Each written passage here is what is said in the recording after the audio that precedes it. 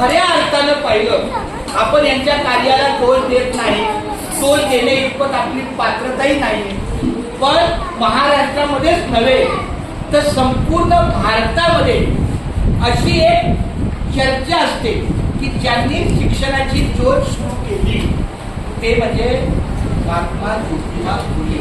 त्यांना पहिला मी नमन करतो.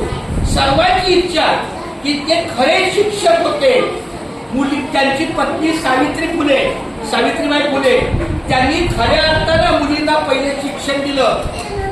आपण पारतंत्र्याच्या कालावधीत असताना त्यांनी मुलींची पहिली शाळा सुरू करून मुलींना शिक्षण दिलं. खऱ्या अर्थानं शिक्षक दिनाचे तेच खरे मानबिंदू आहेत. परंतु यांचंही काही कार्य कमी पटीचं नाहीये. हे